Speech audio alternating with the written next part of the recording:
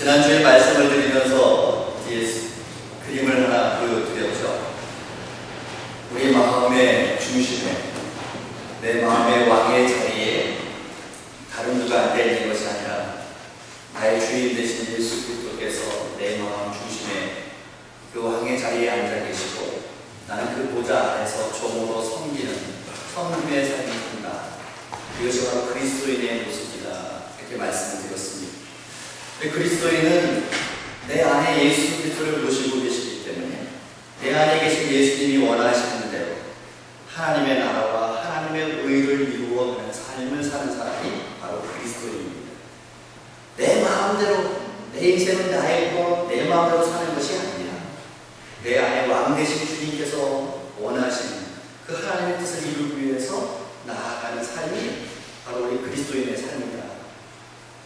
그래서 그리스도인들은 누구든지 그 안에 그리스도, 우리 주님께서 계시기 때문에 우리의 모양이 다르고 생김새가 다 다르고 하는 일이 다르고 생각과 가치관이 다 달랐었지만, 그러나 우리가 하나 되어질 수 있는 이유, 바로 내 안에 그리스도가 계셔서 그분의 뜻을 우리가 이루는 삶을 살기 때문에 우리 성도들은 서로 하나가 되어질 수가 있고 아름다운 주님의 몸된 교회를 이루어갈 수 있습니다. 바로 성도들이 모인 곳, 예수 그리스도를 구주로 영접하고 성도들이 모여있는 곳, 그것이 바로 교회이죠. 그래서 이 교회 안에 우리 성도들의 삶 다 다르기 때문에 다 다른 모습을 가지고 있지만, 그러나 오늘 저는 이 말씀을 통해서 네 종류의 사람을 말씀을 드리려고 합니다. 사람을 보통 구분할 때 우리 한국 사람들이 제일 선호하는 공통법, 사람을 어떻게 분류합니까? 혈액형으로 분류하죠. 그래서 당신의 혈액형이 뭡니까? 물어봐서 나는 A형, B형, AB형, O형 네 가지로 이렇게 분류하죠. 그러나 심리학에서는 사실 이 네 가지로 분류하는 것을 별로 좋아하지 않습니다. 사람들이 많이 있는데 단 네 가지로 분류한다. 그냥 광범위하게 보편적인 그러한 특징만을 이야기할 뿐이죠. 오늘 하나님의 사람들이 살아가는데 어떤 모습으로 사는가, 네 명의 사람들을 말씀드리려고 하는데, 이스라엘 백성들은 그 중심에 법궤가 있었습니다. 법궤는 하나님이 우리와 함께 하신다는 것을 상징적으로 보여주는 그런 상징물이었습니다.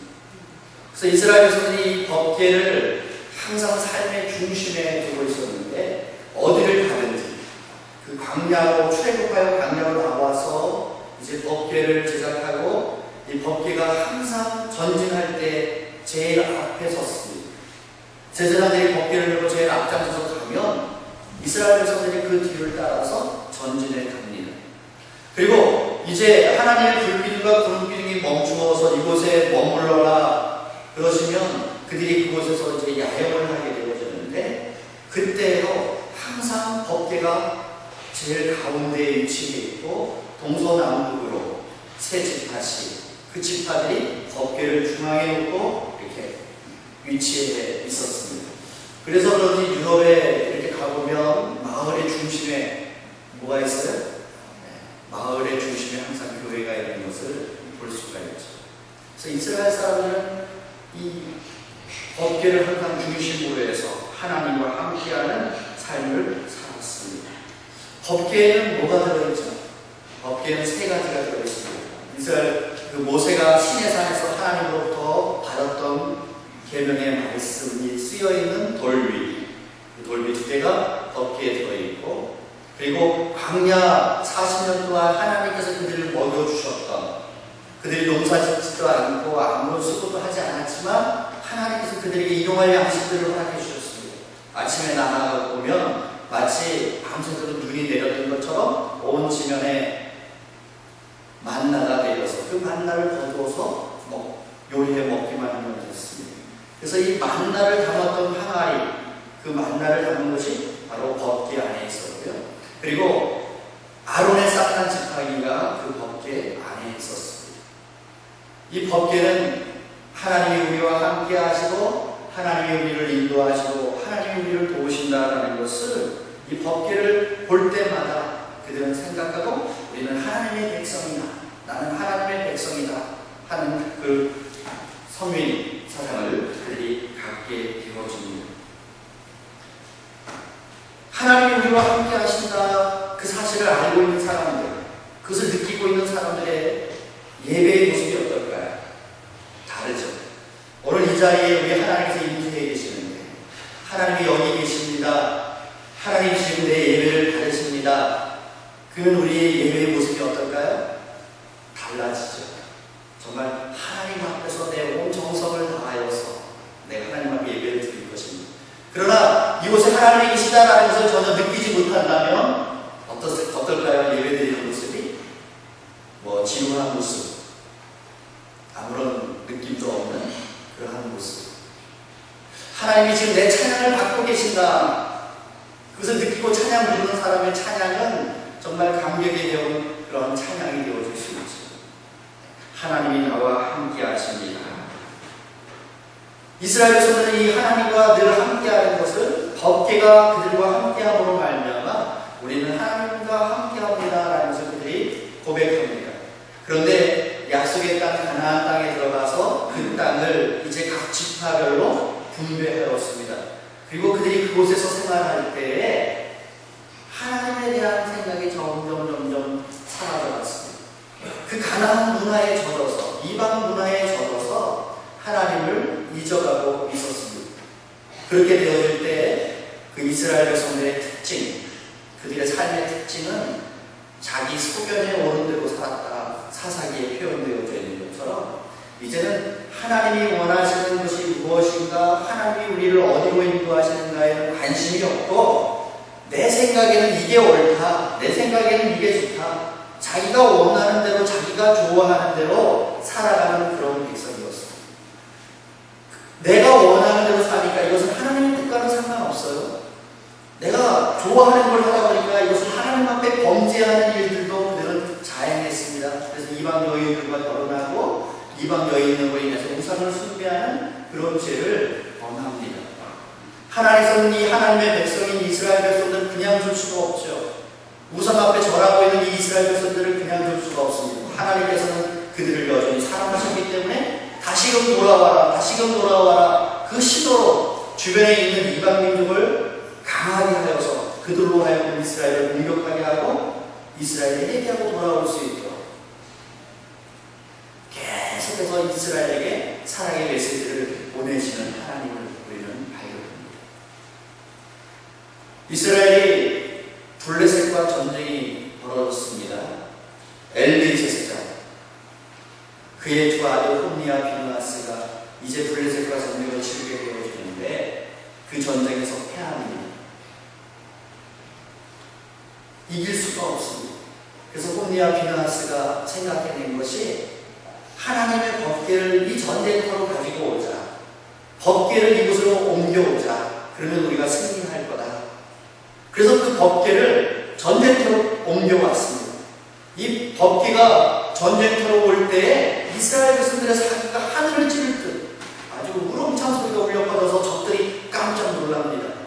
이제는 우리가 승리한다. 법궤가 우리에게 왔으니까 우리는 승리한다. 그들은 그렇게 생각했습니다. 그러나 이 전쟁에서 이스라엘은 패하였습니다. 그들이 법궤가 우리에게 오면 승리한다, 자신들의 모습을 보지 않았습니다. 그냥 단지 어떤 주술적인 의미로 법궤가 우리를 지켜줄 것이다 라는 그러한 주술적인 잘못된 신앙을 그들이 가지고 있습니다. 우리 성도들 삶 속에서도 그런 모습들이 간혹가다 있죠. 차 안에 혹시 성경책 들고 다니시는 분 계십니까? 뒤에 뒷자리 유리 있는데 거기다가 성경책 들고 다니시는 분. 두고 다니는 게 낫다는 얘기가 아니고요. 거기다 두셨다가 언제든지 이렇게 꺼내서 읽으면 참 좋죠. 그런데 성경책을 읽으려고 놓는 게 아니고 거기다가 놓으면 교통사고 일어나지 않고 내가 안전하게 운행할 것이다. 혹시 그런 마음을 가지고 성경책을 차 안에 비치해 주시고 계십니까? 그럼 성경책이 아니고 구절이죠. 구절. 제가 어렸을 때 저희 어머니도 그런 비슷한 일을 하신 적이 있어요. 제가 아프다고 그러니까 저희 어머니가 제 머리맡에 성경책을 이렇게 갖다 놓으셨어요. 뭐 좋은 의미로, 사랑의 의미로 갖다 놓으셨지만 많이 생각해보면 조금은 약간 거시기 합니다. 하나님의 말씀을 읽고 그 말씀을 가까이 하고 그 말씀을 변화되어주고 내가 하나님 앞에 새로운 삶을 사는 것이지, 그냥 성경책 자체가 어떤 능력이 그것이 나를 지켜준다, 그것은 마술입니다. 이스라엘 사람이 법궤를 가져오기 전에 먼저 무엇을 해야 될까요? 법궤를 옮겨오기 전에 먼저 그들은 자신들의 죄를 해결했어야 합니다. 하나님 없이 살았던 자신들, 하나님을 배반하고 우상을 숭배했던 자신들, 하나님의 뜻과는 상관없이 내가 원하는 대로, 내 욕심이 이끄는 대로 내가 좋아하는 일을 했던 나의 죄를 하나님 앞에 회개하고, 내가 하나님 안에서 이제 새롭게 살겠습니다 고백하고 하나님과 함께하는 삶을 살 때 그 법궤가 그들과 함께할 때 위력이 있는 것이지, 자신은 여전히 죄악 가운데 머물러 있고 하나님 앞에서 범죄하고 악을 행하면서 단지 법궤만 갖다 놓으면 우리가 이길 것이다, 그 생각은 잘못된 생각이었습니다. 결국 이 전쟁에서 그들은 패했어요. 졌습니다. 그리고 홈리와 피니하스가 전쟁에서 전사했습니다. 법궤는 어떻게 됐을까요? 법궤는 블레셋 사람들이 그것을 빼앗아갔습니다. 승리자가 그 법궤를 가져가서 자신들의 신전에 갖다 놓았습니다. 고대에는 어떤 생각이 있냐면, 이 전쟁은 우리의 전쟁이 아니라 신들의 전쟁입니다. 우리가 섬기는 신과 저들이 섬기는 신, 그 신이 싸워서 우리의 신이 이겼다 하는 그런 사상이 있습니다. 그래서 그 법궤를 빼앗았다가 자신들의 신전에 갖다 놓았습니다. 그랬더니 신전이 파괴되어졌죠. 무섭습니다. 그래서 법궤를 또 다른 지역으로 옮겨놓습니다. 그곳에 재앙이 임합니다. 어려움이 생겨납니다. 그러니 이 법궤를 가지고 있을 수가 없어요. 그래서 그들이 한 가지 생각을 해낸 것이, 젖먹이는 암소, 젖먹이는 새끼를 둔 암소 2마리를 끌어다가 거기에 수레를 메고 거기에 법궤를 싣고, 그리고 그 새끼 송아지들을 각자 집으로 보내고, 그리고 이 수레를 이제 소가 몰고 가도록 이야 출발시키면 소들이 어디로 가겠느냐라는 거죠. 자기 새끼가 있는 집으로 가면 지금까지 일어났던 모든 일은 우연히 일어난 것이고, 만약에 이 소가 자기 새끼들을 찾아가지 아니하고 벳세메스를 향해서 가게 되어준다면 이것은 저들의 신, 바로 하나님께서 우리에게 재앙을 주신 것이다. 그래서 그들이 그 젖먹이는 암소 2마리를 묶고 수레에 묶고 새끼들은 집으로 보내고, 그리고 거기에 법궤를 싣고 또 거기에 쥐와 금독종 이렇게 형상 만든 것을 실어서 이제 출발시켰습니다. 그랬더니 이 2 암소가 집으로 간 것이 아니라 울면서 벳세메스를 향해서 갔습니다. 누가 하신 일이에요? 하나님이 하셨다. 하나님께서 저들의 그 교만함, 하나님을 무시하고 있는 저 블레셋 사람들을 치셔서 하나님이 살아계신 하나님이신 것을 그들 앞에 보여주셨죠. 그 법궤가 아비나답의 집에 이르게 이루어졌습니다. 그러나 이스라엘 사람들은 법궤에 대해서 이제 신경 쓰지 않습니다. 법궤가 우리를 지켜줄 것이다 생각했는데 전쟁에 패했으니까 그래서 그런지 몰라도 이스라엘 사람들이 법궤를 다시금 모셔올 생각을 하지 않습니다. 사울 왕이 왕으로 있는 동안에도 법궤에 대해서 전혀 관심이 없었습니다. 그런데 하나님의 사람 다윗이 이제 왕으로 등극하게 되어지고, 그가 이 하나님의 법궤를 다시금 자신의 삶의 중심으로, 이스라엘의 중심으로 법궤를 모셔오기를 원했습니다. 그래서 이 법궤를 예루살렘으로 옮겨오기 위해서 하는 일이 오늘 이 사무엘하 6장에 기록되어 있습니다. 1절 말씀에 보면은 다윗이 이스라엘에서 뽑은 무리 3만 명을 다시 모으고 법궤를 옮기는데 몇 명이 필요했습니까? 3만 명의 사람들을 모았습니다. 그리고 그런 이 법궤를 옮기기 위해서 새롭게 수레를 만들고 거기에 소가 끌게 하고 그리고 그 수레 위에 법궤를 싣고 옮길 때 사람들이 하나님을 찬양토록 하였습니다. 법궤가 이제 그 소가 끄는 수레에 의해서 옮겨지기 시작합니다. 나그네 타작마당에 오게 되어질 때 그동안 법궤를 보관하고 있던 아미나답의 두 아들 우사와 아유가 그 법궤를 이동하는데 함께 했었는데 이 나그네 타작마당에 이르렀을 때 그만 소가 놀랐는지 난리가 났습니다. 그러자 수레에 실려있던 법궤가 흔들려서 쓰러질 지경입니다. 우사가 이것을 보고 어떻게 했습니까? 얼른 손을 내밀어서 법궤를 잡았습니다. 이로 말미암아 우사가 그 자리에서 죽었어요. 하나님의 심판으로 우사는 그 자리에서 죽게 되었습니다. 오늘 성경에 보면 다윗은 이 우사가 죽는 모습을 보면서 분하였다. 화가 났습니다. 내가 하나님의 법궤를 옮기려고 했는데 이런 죽음의 일이 이런 사건이 일어나다니 화가 났어요. 그래서 그 법궤를 옮기기를 두려워합니다. 이스라엘 사람들은 법궤 옮기기를 두려워합니다. 그래서 더 이상 일이 진행되어지지 못합니다. 그래서 이 법궤를 오벳 에돔의 집으로 옮겨서 그곳에서 3개월의 시간을 보내게 되어집니다. 오늘은 법궤가 없죠. 왜 법궤를 하나님께서 계속 두지 않고 없애버리셨을까요? 법궤를 아마 지금도 계속 전달되어져 왔다면 하나님보다도 그 법궤에 더 치중할 거예요. 종종 보면 예수님께서 최후의 만찬에 드셨던 잔이다, 성배다 그러면서 관심 갖는 사람들이 있지 않습니까? 예수님께서 십자가에 못 박히실 때 입으셨던 옷이다. 가지고 이렇게 사진 찍었더니 거기 예수님 형상이 있다. 그렇게 관심 갖고 그것을 대단한 것처럼 막 그러지 않습니까? 출애굽할 당시에 이스라엘 백성들이 하나님 앞에 범죄해서 하나님께서 불뱀을 보내서 이스라엘 백성들을 징계하셨습니다. 그때 모세가 하나님 앞에 간구하였을 때 하나님께서 그 불뱀에 물린 사람들이 살아날 수 있는, 살 수 있는 길을 열어주셨는데 바로 구리로 뱀을 만들어서 장대에 높이 매달고 누구든지 불뱀에 물린 사람이 나와서 그 장대에 매달린 구리뱀을 보면 산다. 그래서 모세가 그 구리뱀을 만들어서 장대에 높이 매달고 이스라엘 백성들에게 말합니다. 누구든지 뱀에 물린 사람은 나와서 저 구리뱀을 보면 살 것이다. 나와서 봐라. 어떤 사람은 에이 농담하지 마세요. 그거 본다고 닥쳤어요? 그렇게 생각한 사람들은 어떻게 돼요? 다 죽어요.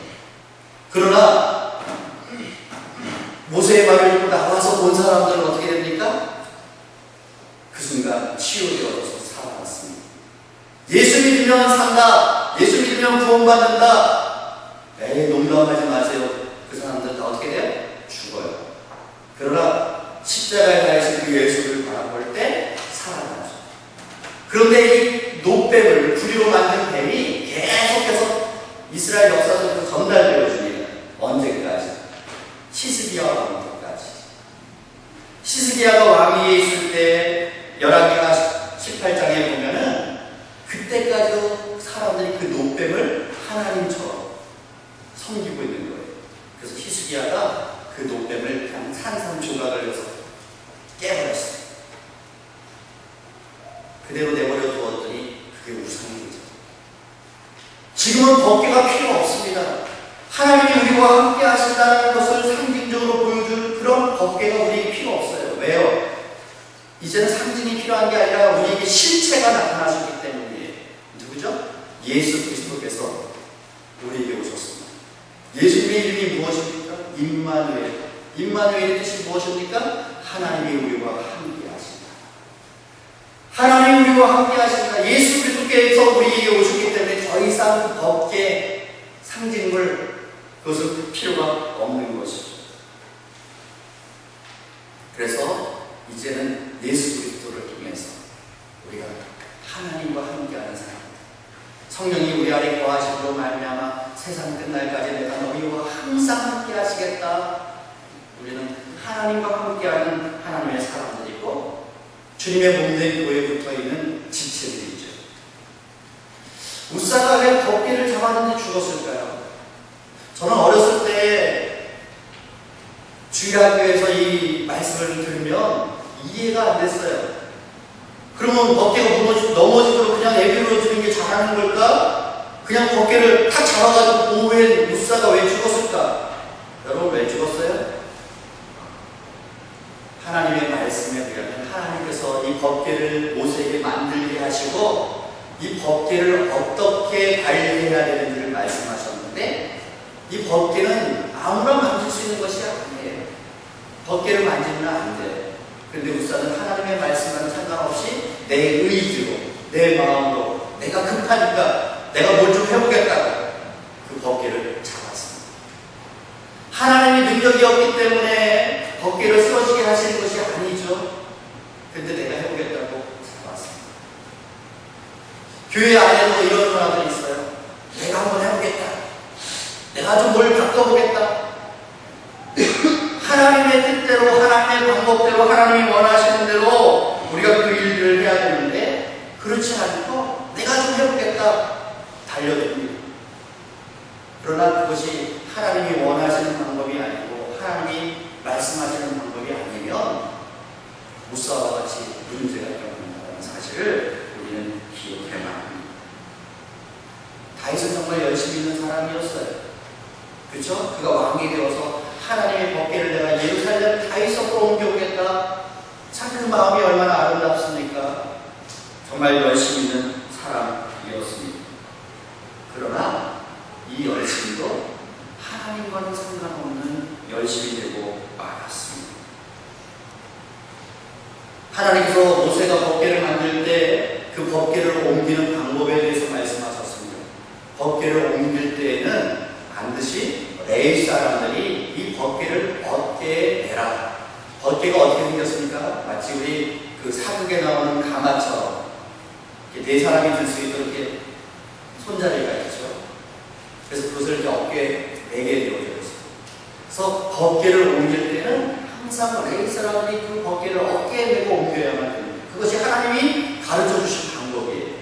근데 지금 오늘 이 다윗은 지금 어떻게 옮기고 있습니까? 수레에다가 소로 끌어서 옮기려고 합니다. 어쩌면 이것이 더 빠르게, 더 안전하게 갈 수 있는 방법이다. 그래서 다윗이 이를 쓸지 모르겠어요. 그러나 내가 생각하기에 더 빨라, 내가 생각하기에 이게 더 좋은 방법인 것 같아, 내가 생각하기에 이게 더 효율적이야. 아니요, 하나님의 일은 그렇지 않습니다. 내가 생각하기에 어떤 그게 아니고 오늘 하나님의 사람들이 일하는 데 있어서 우리가 하나님의 교회에서 섬기고 봉사하고 우리가 이 사역들을 감당하는 데 있어서 우리에게 필요한 자세가 어떤 자세인가? 내가 생각하기에 이것이 뭐라 그게 아니고 우리는 어떤 방법을 취해야 해요? 하나님이 우리에게 어떻게 하라고 하시는가? 하나님의 방법에 귀 기울여야 합니다. 그러나 오늘 다윗은 그런 모습이 없었습니다. 그냥 자신이 원하는 대로, 자신이 생각하기에 효율적인 그러한 방법으로 이 일을 시작하였습니다. 오늘 우리가 교회에서 봉사할 때도 마찬가지예요. 열심히 있는 것 좋습니다. 열심히 하시는 것 참 감사합니다. 그런데 그 열심히 누구를 중심으로 한 열심이냐, 내가 중심이어서 열심이었을 때는 거기에 문제가 생깁니다. 거기에 다른 사람에게 상처를 주는 일들이 생겨납니다. 오늘 우리의 열심은 정말 하나님이 원하시는 하나님의 방법을 통해서 이루어져야만 합니다. 오늘 보면 이 6장에 보면 나오는 사람이 있는데 오베데돔. 오베데돔은 얼떨결에 법궤가 오베데돔의 집에 와서 그 집에 3개월, 3달 동안 있게 되었습니다. 오늘 본문에 보면 11절 말씀, 여호와의 궤가 가드 사람 오베데돔의 집에 석 달을 있었는데 여호와께서 오벳에돔과 그의 온 집에 복을 주십니다.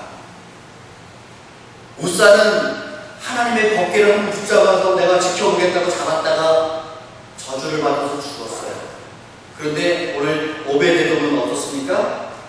그의 온 집이 복을 받았습니다. 왜 그럴까요? 우사가 죽음으로 인해서 사람들이 두려워했습니다. 법궤를 옮기는 것을 두려워했습니다. 법궤 근처에 있는 것을 두려워했습니다. 그러나 오벳에돔은 어떻습니까? 모든 사람들이 꺼리는 일, 모든 사람이 원치 않는 그러한 일. 그럼에도 불구하고 이것이 하나님의 법궤이기 때문에 내가 잘 관리해야 된다, 보관해야 된다, 모셔야 된다. 그런 마음을 가지고 이 오벳에돔은 3개월 동안 그 법궤를 자신의 집에 두었습니다. 그럼으로 인해서 하나님께서는 그에게 축복하여 주셔서 그와 그의 온 집이 하나님의 복을 받습니다.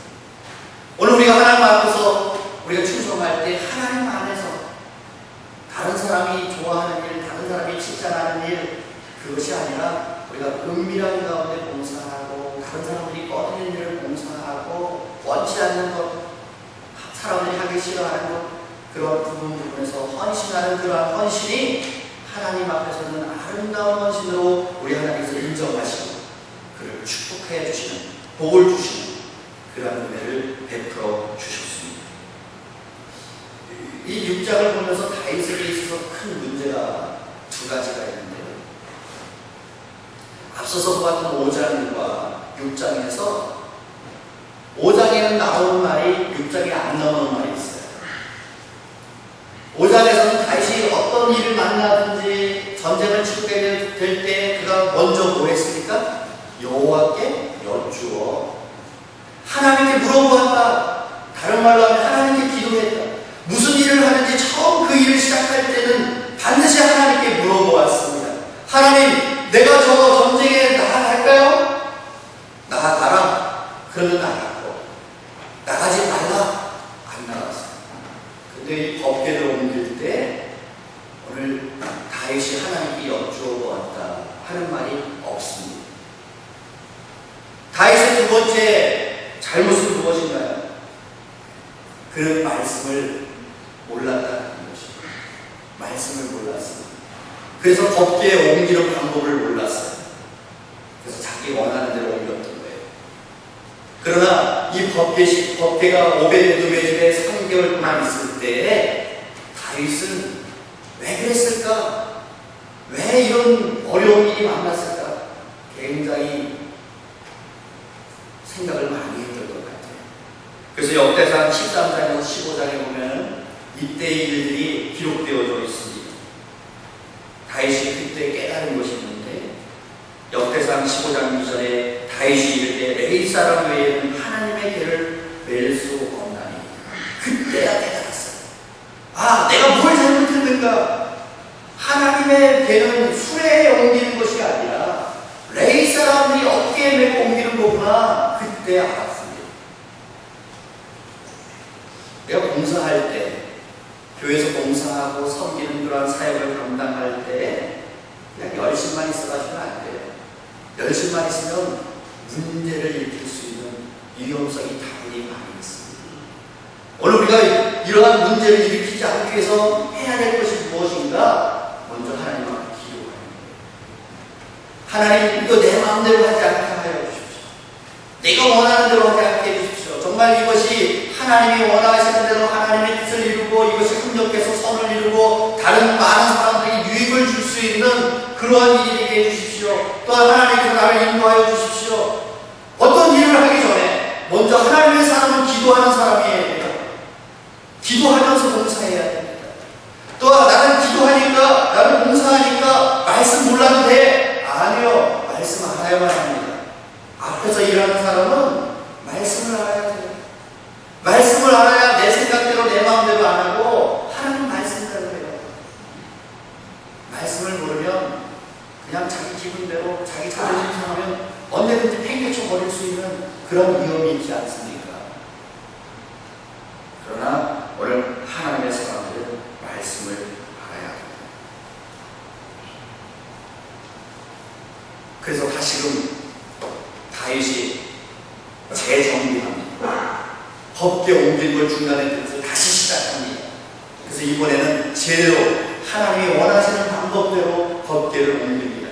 레위 사람들이 그 법계를 법계에 메고 옮기게 되어질 때 다윗은 그 앞에 하나님 앞에 예배를 드립니다. 그리고 너무 이 법계가 이제 예루살렘으로 오는구나, 하나님이 우리 가운데 계시는구나, 그것이 너무나 기쁘고 즐거워서 14절 말씀에 다윗이 여호와 앞에서 힘을 다하여 춤을 추는데, 다윗이 너무 기뻐가지고 기쁨의 표시가 뭐예요? 춤추는 거예요. 좋으면 저절로 덩실없이 춤이 나오지 않습니까? 다윗이 지금 그렇게 춤을 추고 있습니다. 너무 좋아가지고 춤을 추는데, 얼마나 좋아가지고 춤을 췄는지 그만 바지가 내려가요. 아랫도리가 벗겨지는 것도 몰랐어요. 그래가지고 남들에게 부끄러움을 다 보여주게 됐어요. 그럼에도 불구하고 다윗은 기쁨으로 하나님 앞에 춤을 췄어요. 그런데 이것을 지켜보던 한 여인이 있었습니다. 16절 말씀 한번 같이 읽겠습니다. 사무엘하신 6장 16절 시작. 여호와의 가 다윗으로 들어올 때 사울의 딸 미갈이 창으로 내다보다가 다윗 왕이 여호와 앞에서 떠들며 춤추는 것을 보고 힘내를 없이 여기냐. 다윗의 아내였고 사울의 딸이었던 미갈이 그 궁궐 창으로 이렇게 내려다 보니까 하나님의 법궤가 예루살렘으로 들어오는데 다윗이 너무 좋아가지고 춤을 덩실덩실 추고 있고, 그런 모습을 보면서 미갈이 어떤 마음을 가졌다고요? 다윗을 업신여겼습니다. 다윗을 업신여겼습니다. 왜 업신여겼습니까? 20절 말씀 같이 읽습니다. 다윗이 시작. 다윗이 자기의 가족에게 축복하러 돌아오매 사울의 딸 미갈이 나와서 다윗을 맞으며 이르되 이스라엘 왕이 오늘 어떻게 영화로우신지 방탕한 자가 염치 없이 자기의 몸을 드러내는 것처럼 오늘 우리의 신복의 계집종의 눈앞에서 몸을 드러내셨다. 왕이 책통머리 없이 그게 뭐하는 짓이에요? 어떻게 왕이 그렇게 경거망동하게 할 수 있어요? 왕이나 되어가지고 말이야, 일국의 왕이 어떻게 그럴 수 있어요? 미갈이 지금 다윗을 책망하고 있습니다. 다윗을 조롱하고 비난하고 있습니다. 우리 하나님의 일들을 하다 보면 이런 사람들이 있어요. 교회 안에 이런 사람들이 있어요. 어떤 일을 열심히 나름대로 봉사하려고 하죠. 우리가 모든 사람들이 다 전문가는 좋지만 우리 교회 일하는 게 전문가가 있어요. 그렇죠? 하나님 주신 은혜대로 우리가 일을 하죠. 일을 하다 보면 좀 실수도 있고 부족한 것도 있습니다. 그러면 그것을 지켜보면서 팔짱을 끼고, 에이, 저게 뭐야? 저 따위밖에 못해? 저런 거 해서 그래? 경영하고 힘이 되어주는 말이 아니라 조롱하고 비난하고 업신여기는 그런 말을 함으로 인해서 열심히 일해보려고 하다가, 그래, 내가 뭘 하겠냐, 일하던 사람도 주저앉히는 미갈과 같은 그런 사람, 미갈과 같은 그런 여인, 그런 사람들이 교회 안에도 있다. 미갈이 왕이 어떻게 그럴 수 있느냐, 왕이 책임을 이렇게 어떻게 그렇게 할 수 있느냐, 그렇게 말할 때에 다윗이 미갈에게 뭐라고 말했습니까? 21절. 다윗이 미갈에게 이르되 이는 여호와 앞에서 한 것입니다. 나는 왕으로서 지금 춤춘 게 아니라 나는 하나님 앞에서 내가 춤춘 거야. 마치 사랑하는 아버지 엄마 앞에서 춤추고 있는, 재롱 부리고 있는 그 아들 딸과 같이 나는 지금 하나님 앞에서 이렇게 춤을 추는 거야. 여러분, 하나님 앞에서 내가 왕의 신분이 가지고 있는지, 내가 얼마나 많은 재물을 가지고 있는지 그게 중요한 게 아니에요. 오늘 우리 하나님 앞에 설 때 하나님의 사람들은 어떻게 써야 돼요? 자기 가지고 있는 거 다 내려놓아야 돼요. 교회 안에 들어오실 때 나는 사회적으로 이런 명성 있는 사람이야, 나는 이런 인기 있는 사람이야, 나는 이렇게 재물이 많은 사람이야, 그런 거 다 내려놓고 교회 안에 들어오세요. 교회 안에는 어떤 모습으로 하나님의 자녀된 자로서 하나님 앞에서 하나님을 영광롭게 하는 자의 모습으로 교회 안에 들어와요. 다윗이 지금 왕이라는 자리를 다 내려놓고 나는 여호와 앞에서 하나님 앞에서 이렇게 춤을 추는 거예요. 나는 하나님 앞에서 내가 너무 기뻐가지고 그 기쁨을 표현하는 것이야. 그렇게 고백하고 있습니다.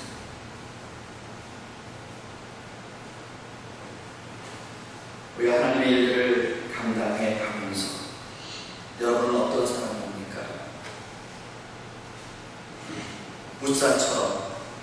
무사처럼 내가 좀 어떻게 해보겠다고, 내 의지로 내가 뭘 해보겠다고 달려들다가 법궤를 만져서 죽음을 당하는 무사와 같은 사람이십니까? 아니면 오베데돔처럼 다른 사람들이 다 꺼리고 하지 않고 머뭇거리는 그 일을 묵묵히 하나님 앞에서 그 일들을 감당하여서 하나님께서 그와 그의 온 집의 복을 도와하시는 그런 복된 사람이십니까? 아니면 다윗과 같이 하나님 앞에서 어린아이와 같은 마음을 가지고 하나님 앞에서 기쁨으로 춤을 추고 있는 그런 사람이십니까?